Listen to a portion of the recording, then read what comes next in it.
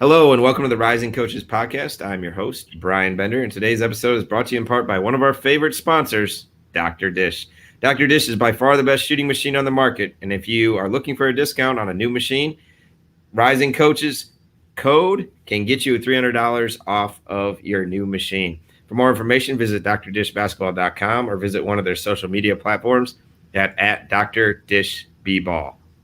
Also, if you're not already a member and are interested in joining the largest coaching tree in basketball, visit risingcoaches.com to sign up today. You'll build genuine relationships with other coaches, have access to amazing content that will allow you to develop your craft, expand your network, and see job opportunities that may not be available anywhere else and only accessible to our members. For more information, visit risingcoaches.com. All right, today's special guest, you see him right here, Coach Jody Bailey, assistant coach from University of New Orleans. Coach, how are we doing, sir? We're doing great. Thank you so much, Brian, for having me. Yeah, thanks for being on today and all you members listening and everyone on the podcast network listening. But Coach, tell us a little about yourself. Who are you? Why would I pick you, man? Share some love to us. Tell us your story here. Well, I'm here at the University of New Orleans, and I'm assistant coach here with Mark Schlesinger. And this is going on, beginning my 7th season here. And really enjoyed working here at UNO and the staff and everybody. And prior to that, I was the head junior college coach in Texas at Jacksonville College in Jacksonville, Texas. I was head coach there. And then prior to that, I was at the University of Colorado working with Jeff Bezdelik as the director of operations. And then before that, I was at the Air Force Academy with Coach Bezdelik there. We had a great run there. And I've coached for a long time. I got my start years ago with a guy, his name was Denny Crum, and I started as his manager. And so I've had a good journey, really enjoyed it. And I've had a lot of fun stops along the way, different levels, high school, NAI, Division II, just different levels. And so it's been a fun, enjoyable experience. That's for sure. Awesome. Yeah.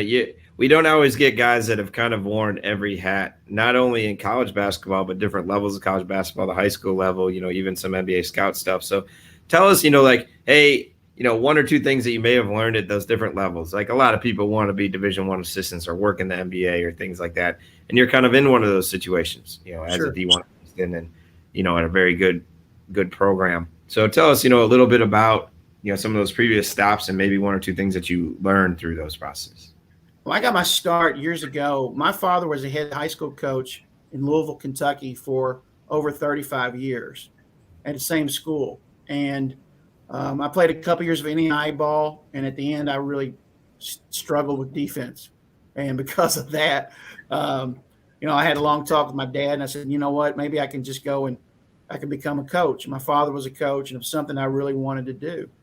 And I got on with the University of Louisville, started as a manager over there, and then worked my way up. But when I told my dad I want to coach, and my dad, he had an assistant spot on his varsity team. And I'm 20 years old. And he says, I'll tell you what, I want you to coach for me, but I want you to coach 3rd and 4th graders and 5th and 6th graders. And he didn't allow me to be at the varsity practices. He wanted me to coach my 3rd and 4th and 5th and 6th graders. And that was my team. And then when the varsity team played, I was his scout, and I actually went to opponents, and I watched our opponents all season long because he wanted to find out if I was really serious about this coaching. And I would come back with detailed notes about this team or that team. But I was coaching jump stops and pivots and chest passes for 3rd and 4th and 5th and 6th graders and working just on basic layups. And that's kind of how I got my start. And then from then on, I finished up at the University of Louisville, and I became a head high school coach in Montgomery, Alabama when I was 23. And we had a great run. We actually went all the way to the Alabama State championship game. We lost in the championship game, but we had a fun run. And then from there, I went to an NAI school in New Albany, Indiana at Indiana University Southeast. And then from Indiana University Southeast, I was assistant coach at Kentucky Wesleyan with Ray Harper. We actually won a national championship there, so that was fun. And so when you talk about advice to coaches that are trying to get in, you have to do what you can do. Number one, it's first thing is a fit, to try to be with the right people. And that's hard to find because you really don't know people that well. So you have to get some really great intel. You have to get some great advice from people, and you have to listen. And then the second thing is you got to be willing to do whatever it takes and do all the little things. And then also sometimes it's minimal pay. So we won a national championship at Kentucky Wesleyan but I got paid $3,000 for the entire year. When I was in IU Southeast, now this is going to sound crazy, Brian. Listen to this. I was at IU Southeast. I'm coaching NAI ball, and I made $250 for the entire year. So, you have these type of experiences in your life. It's like, that's what you got paid? Like, yeah, really, that's exactly what I got paid. And I thought I made it big time when I landed an NAI assistant job in Chattanooga, Tennessee, and I got paid $18,000. And I was just like, wow, I'm just rich. And then they provided an apartment for me. So I was just like, I'm loving it. That's awesome. Yeah, we all have those stories of our quote unquote grind or our tough times. My freshman year as a manager, I made more money than you. I as a scholarship, I got $450 as a freshman. But oh, wow. Looking back on it, I've done the same thing in terms of going different levels and sacrificing and doing things, left 2 full-time jobs for lesser pay to basically get a higher title, either assistant coach in the title or, in this situation came here. I left a director of operations title to be an assistant again, and then became a head coach at a JUCO level. You mentioned a little bit about your time at Jacksonville. You were a junior college head coach. And I think sometime down the line, you're going to have an opportunity to be a head coach again. And with that, talk about that jump from JUCO head coach to going back to being an assistant, because you go from making a ton of decisions and you go from being the guy that, everyone's coming into your office and you're taking care of anything and everything, thousands of decisions that you're making decisions on the sideline. And then you went back, that was 18 inches, the different direction. Talk a little bit about that transition and how being a JUCO head coach or being a head coach in general prepared you to be a better assistant. Well, I think the first thing when you talked about, you're right about the decisions that you're making as a head coach. And now then as assistant, you're making suggestions.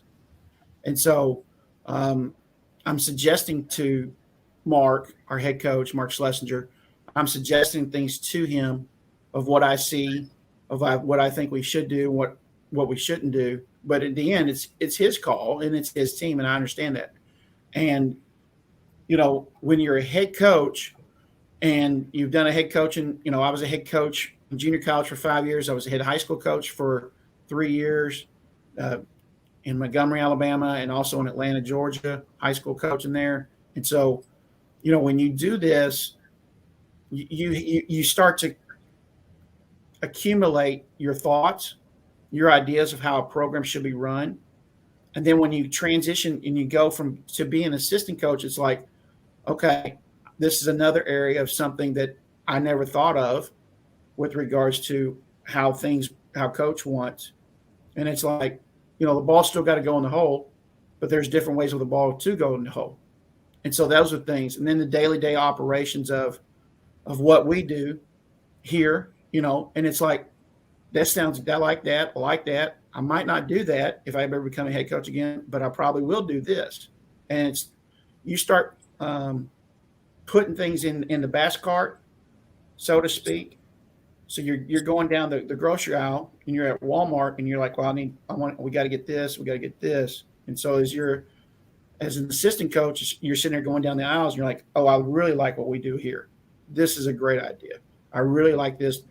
Just pick something, pre-game warm up, or what we do in the off season, or how we handle recruiting. And it's like, you're going down the shopping aisle. Yep. I want some of that. I want some of that. And then you also have your own decisions because of where you've been, the other spots that you've worked for. It's like, okay, I prefer something else. But that's okay. That's part of coaching. That's part of life. And as you get older, you start to realize, what's best for you. For sure. That's couldn't be more accurate on that right there. As you grow and you develop and you kind of figure out you learn more about who you are as a person. Like we think we know, and then we look back 3 years ago and we're not the same person. We've continued to grow, develop, and become quote unquote better. Talk a little bit about your experiences at UNO. So you guys have had pretty good success. You had a lot of injuries the last couple of years, I know. Yes. And I've been following you guys, and you're in the Southland Conference that's kind of had a lot of shift lately. I've watched you guys practice. I've watched you guys scrimmage. We've had a couple of close scrimmages even on our campus, and I have my top assistant on our staff, Corey Schmidt, used to work at UNO. So I kind of know a lot of different things that you guys have done in your program. My favorite part about watching your practice was you yelling the word loose at the top of your lungs, and anytime there's a loose ball or something. Talk a little bit about that and maybe some of the experience that you've had at UNO, what you've learned or that you guys do different. Maybe philosophy wise, you guys really pack it in. You've always been really physical, things like that. Go ahead. We played our strengths. So our strengths is we want to be the hardest working team. We want to be the blue collar team. We're coming with a lot of physicality. It's not finesse. We don't want to play a finesse type of game on either end. We're coming to, we want to be the bully on the block, so to speak. And we want to come with force. And because of that way, we practice, So this morning, we had practice at 6:30 this morning. And so I've been here. I got here at 5:30. And so we've gone all day. And we'll also, after we practice, we'll have meetings. We'll do different things throughout the day. And then we bring our players back for about a 30-minute short window of, okay, maybe it's a skill session, maybe it's a film session, but maybe it's going through zone offense for 30 minutes or underneath out of bounds plays, sideline out of bounds plays. And then they go lift with our strength coach. So from 3:30 to 4 o'clock, there's our window in the afternoon to just hit them with something. And a lot of people don't do what we do. A lot of people don't practice at 6:30 morning, and a lot of people, they do it differently, and that's okay. And so, when you go through this, it's like you hear different people, they do this, this is how they practice. We go right into it and we hit it hard. We want to guard you, we want to defend you, but we also want to pound the ball inside. It's a different type of offense where we're trying to go high-low. We're looking for duck ends. It's a little bit backwards with regards to how people like to set go screens or things like that of that nature. When we set a screen, we want to hit you. And so that's kind of where we are. And you spoke earlier about loose. Probably if you come to our practices, you'll hear me say it. When we feel like when the shot goes up in the air, it's going to hit the rim. The ball's in the air, the ball is loose. And we're trying to win that battle, the rebound battle, whether it's offense or defense. And then whenever the ball is on the floor, we're all hollering loose. And our players, because you keep saying it so much, you keep saying it over and over again, then they're saying it. You have players say it, and then they become desperate to try to win that ball, whether the ball's in the air or the ball's on the ground. I love that. And, my assistant every once in a while will yell it. And I was listening to another podcast, now that we're going to plug another one, but Basketball Immersions podcast with Ben McCollum, the coach at Northwest Missouri, won 3 of the last 4 national championships at he's good. Division II level. He's unbelievable. And he's the king of those ghost screens. But he has a terminology. He said that, the first few months of the season, they really focus on transition defense. And within that transition defense, it's about that little second delay when the shot goes up that people stare and they watch. Correct. So you saying the term loose, it kind of cleans up some of that in terms of, hey, the shot's going up. Everyone knows they don't have that delay. They don't have that thought process. They just go, and they go to where they're supposed to be, whether it's, to the elbows, whether it's crash, whether it's go weak side, whether it's get back in transition, whatever that is. And I think that's a good terminology that is simple as a one syllable. And, a one syllable word. And it's something that you guys do a really good job with. Yeah. Being in New Orleans, do you guys have core values within your program that you guys kind of preach regularly? You know, it goes back to what I said earlier with regards to the toughest team. We talk about that, the toughness aspect. And I mean, when you talk about core values, it goes back to we control our attitude and our effort, and that's something we really do preach daily. And so those are the two main things: is attitude and effort. And then we call it TTW, toughest team wins, and we want to be the toughest team. Whenever we step out on the court, we feel like through toughness is also through so many different variables, as you know, whether it's even in defensive transition, it's hard, it's tough to outrun your opponent, and so that's one of those deals that, with regards to core values. And another one is just, our availability. So our players push through. We have a thing that's like, when someone goes down, just imagine, I know this sounds backwards, but it's like, a player goes down with an injury, or he twists his ankle or something small, we just go, okay, here we go. We're on the next court. We just keep practicing. And then eventually what happens is, those players are like, well, I don't want to miss out because they're competing. And, we don't all 10 of us run down there, hey, are you okay? It's like, no, we're on the next court. Let's go. And the trainers will take care of all that stuff. And so we're just trying to be the toughest team. And we're trying to, by doing that over and over again and every day, it's an everyday deal, that availability, then the players in their mindset, it's like, well, I can't miss today. And it kind of like just happens. Osmosis. There you go. They're going to become instinctually tougher by being around tougher human beings and what you hold as a standard. Correct. It's kind of like organically it happens. Yeah. And it's, you just keep doing things over and over again, and eventually it's like it just happens. That's great. Yeah, we talk about those controllables a lot too in our program. We've used the terminology "toughen together" has kind of been our little theme this year. That's good. It's not technically our core values, but toughen together. Just having that instilled toughness and how we hold them accountable with value driven and celebrate those behaviors. So when you do see it, you celebrate, and it's fun. But we talk about those controllables: your focus, your attitude, your communication, your effort, the acronym FACE. And we talk about it and show them pictures in our locker room and things like that. So I love that about your program. So I know you're a man of high character and especially of faith. And if anyone follows you on any social media platform, I've thoroughly enjoyed the different things that you put up there, but they're not always your quote unquote stereotypical coach type stuff. It's very rare actually if you see those types of things. So, tell us a little bit about what you do. I mean, you could see in the background, you could see a bunch of artwork by your kids back there. Just tell us a little. Well, that's not your artwork. I don't really know. I mean, you never know what you're doing at work.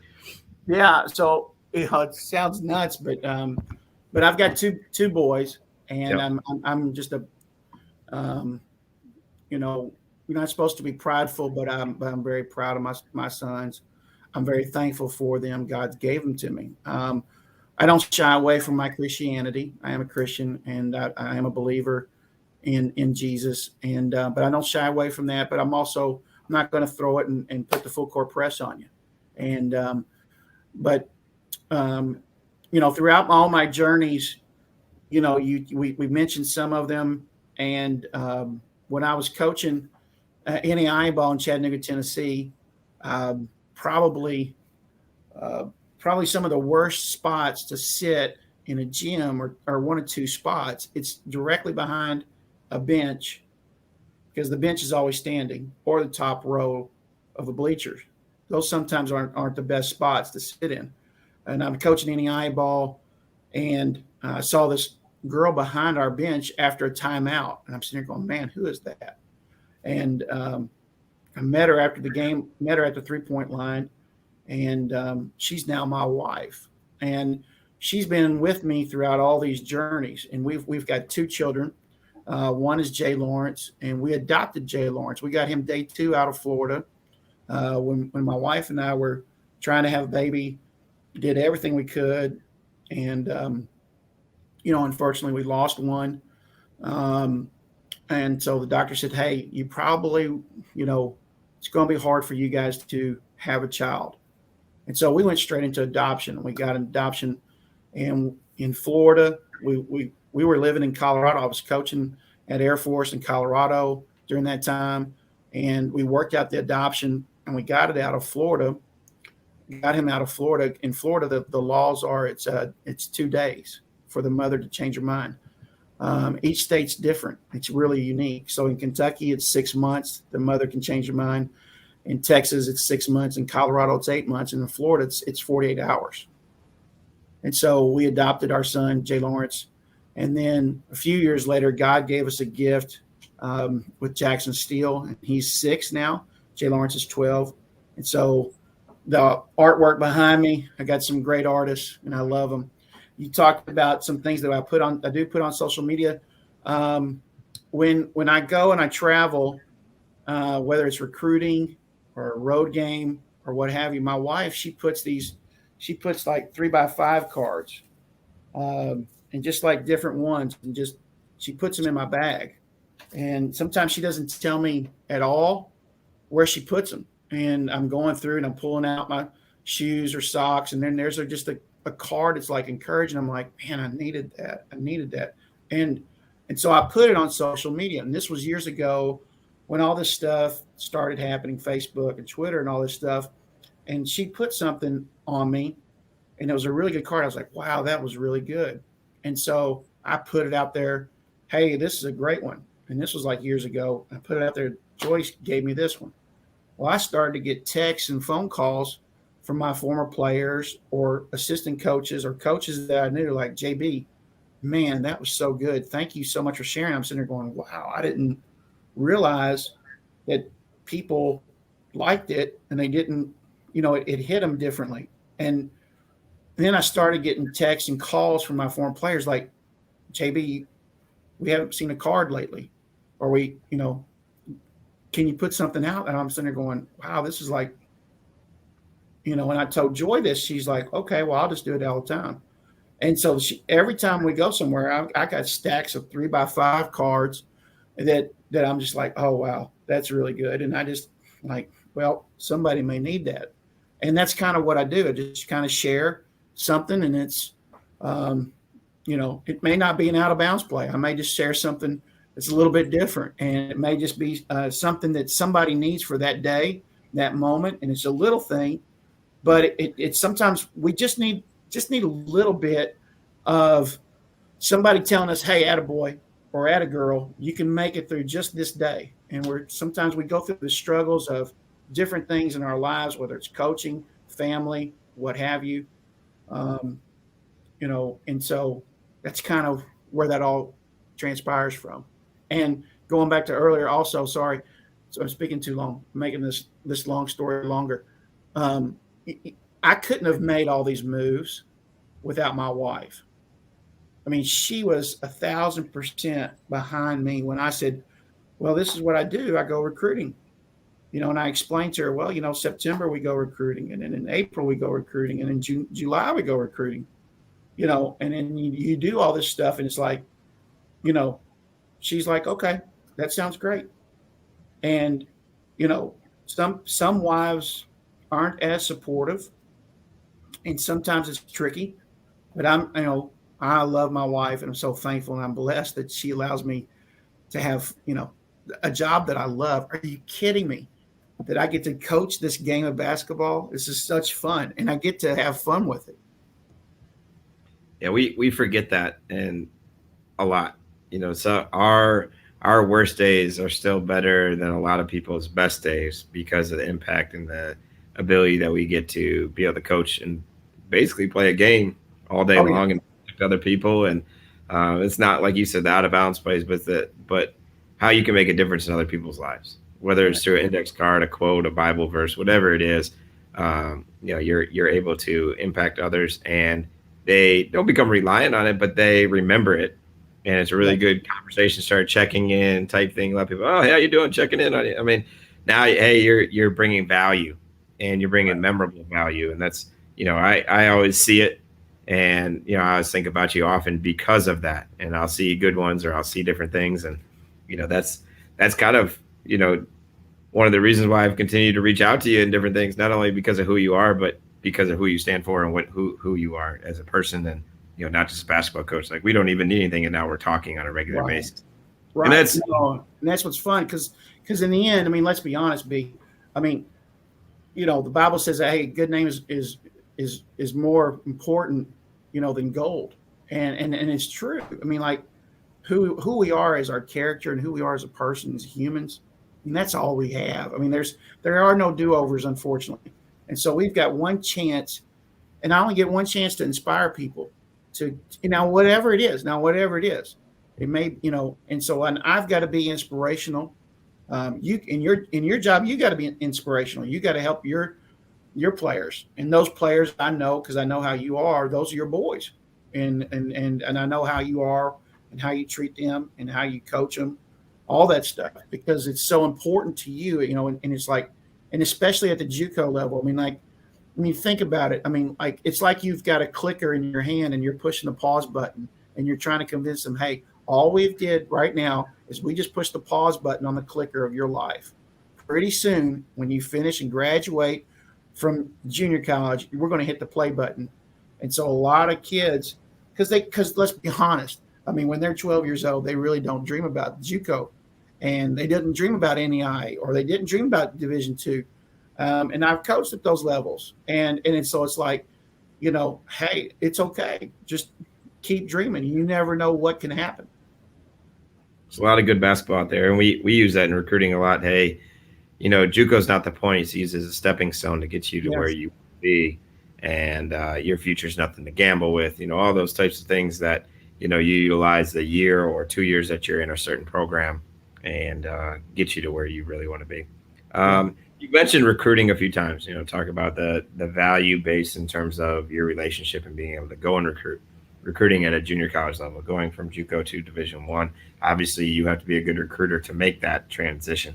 Talk a little bit about some of the recruiting strategies that you've had and kind of developed over time. You don't have to spell your secrets, but give us a little bit of recruiting advice in terms of things that you've done, or maybe something that's unique to Jody Bailey. I think in the end, you have to be honest with the parents and the players and the coaches, whether that's the AAU coach, the high school coach, or the personal trainer, what have you, of that individual player. And you have to be really honest and really real with them. In fact, it's like sometimes it's, you got to play the rook card early. So then they know, okay, he's playing the rook card. And so that card's already been dealt, and they know up front, your honesty and what you're trying to convey. And I think in the end, if you don't get that player, because a lot of times we don't get that player, and we do swing and miss. It's a part of recruiting, and it's hard, and it can get discouraged and it can get frustrating. You want this player, and this player goes over here, and you shake your head. It's like, doesn't he realize we've got a better situation over here? So it's hard. You have to, empty your personal head trash. Tuesdays and Fridays are trash days, but you have to empty your personal head trash constantly by saying, okay, just keep calling, keep texting, and and sometimes kids, they don't really want to know. They don't really care about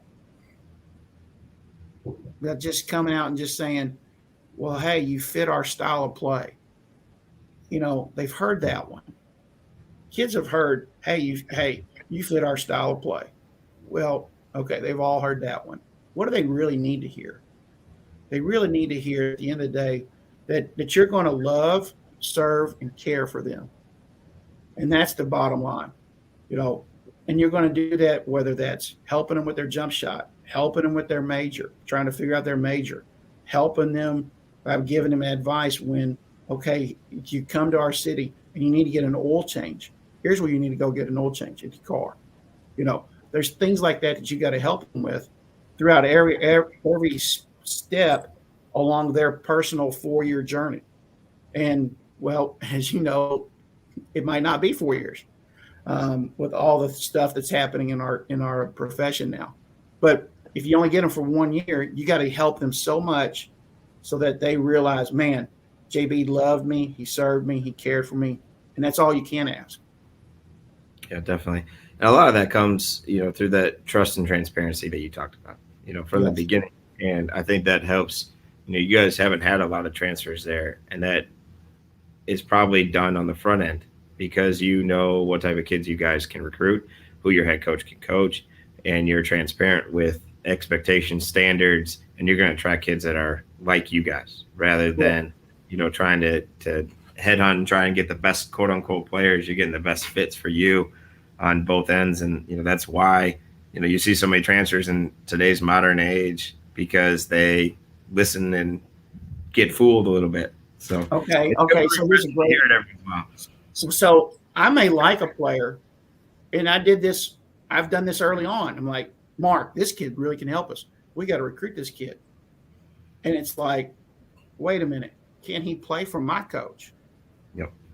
And that's a pretty important when you're going back and asking some questions. Okay, can this player play for my head coach? And can he play a lot for my head coach? Because those are like, you can eliminate a lot of kids. So, for instance, I coached at the Air Force Academy. Well, not everybody can get in the Air Force. You have to be appointed. You have to take 22. How about this one? They got to take 22 hours every semester at the Air Force Academy. So not everybody can do the Air Force. Okay, well, also not everybody can do and play for, your coach or my coach. And so then you have to make sure as a recruiter, as a coach, as assistant coach, you're like, okay, if I bring this kid to the table, it's like, okay, I know in my heart that he can play for us. That's one thing. But can he play for my head coach? Yeah, he's Division I. There's no doubt about it. Yeah, but what's he going to be like at 6:30 in the morning? Definitely. Do you make recruiting trips at 6 in the morning, start knocking on doors and see if they're built for it? Hey, I tell you what, I've been on some early morning practices, and personally, I love it because it's fun. You get those practices up early, and some of them they're doing different things, and you see a lot of kids, they're not used to that early morning stuff. And so it's like, everybody wants to be D1, but they're not D1, as you know. Definitely. Yeah, I'll never forget when Tubby first came to Minnesota and I was working for him. We practiced the first year and a half, almost 2 years, I think, at that 6 a.m. And then it kind of, as the season went along, it became like a 7 a.m. But we would meet an hour before, and I would have to run on the board. But I was a student. You didn't have parking. You're in a city. And so I had to walk from my dorm room, and it's negative something degrees at 5:30 in the morning to a gym. And I'm walking, and my face is so cold between buildings, and the wind hits you. And, I think that 6 o'clock made me a little tougher. It made me not as phased when anything happens to you. So, we talk about toughest team wins. Hey, I'm a softie when it comes to weather. I don't like it cold. You live in some nice places now. You said Colorado, which is nice. Florida, Texas, New Orleans is, other than being underwater all the time, it's a pretty nice place to live. Yeah, no, that's true. That's true. Well, good. I got a couple rapid fire, ultimate questions, I call them. Okay.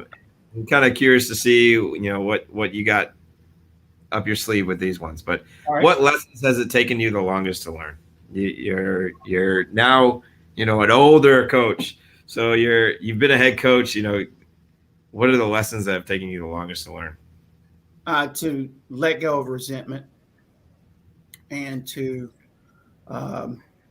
let go of disappointments. When people disappoint you, things disappoint you.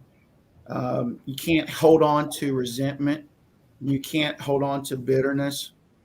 Because then you have that battle inside of you for so long, and you take that home, and your wife's making meatloaf, but the whole time you're sitting there eating meatloaf, and you're thinking about a decision that really you have to let go, whether it's a coaching decision, recruiting decision, something we did in practice, something we didn't do or we should do. And you have to just let go of things more, because if not, you're just going to build up personal inner walls within yourself. Yeah, just That's probably not what you were like looking for, but that's no, it's you, it's your question. But to kind of play off that, our profession is so cutthroat, and it's not fair.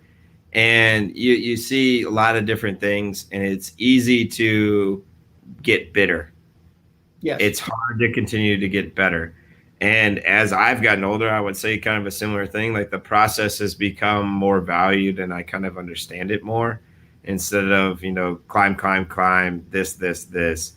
And I think that it just takes time. And it's easy to say it now. It's easy to tell our 18-year-old to 21-year-old guys like XYZ, but you got to live it and, teach them and continue to preach that.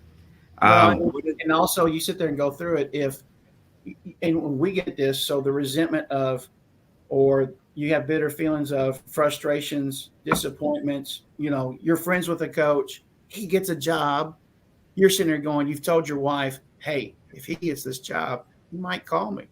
Well, in the end, he doesn't call you, and you have that throughout. I mean, it's just like, oh, I was right there. And you see these stories at the Final Four, and you're like, hey, yeah, I'm a finalist, I'm a candidate, all that stuff. No, not really. Everyone's got a story. Everyone's got a guy. When Yes. it comes to hire them, it doesn't usually happen. Right. You can only hire one or two or three. Give me one thing that you believe in that other people may think is weird. Okay. I press after a miss. Okay. Like a jam and outlet type thing. Yeah. Okay, basketball wise, I'm a presser. I worked for Denny Crum, and we pressed at Louisville, 2-2-1 all the time. And then my father, as a high school coach, he pressed all the time. When I coached high school ball and junior college ball, in junior college, we pressed the entire game. And it's absurd. And it's high risk, high reward. It's also high letdowns. And you can get burned. I love pressing. I love pushing the tempo. I love that stuff. And a lot of people, when they press after a make or dead ball foul, ball's out of bounds, foul on number 22 in the white. We're going to take it out of bounds. Well, then teams put the press on. So I've seen that stuff. But the one that I love the most, I love to press after a miss. And now you have to really train that one. That one's tricky. But what happens is, just like anything, okay, you're putting in your early break, your transition, your Carolina break, or what have you.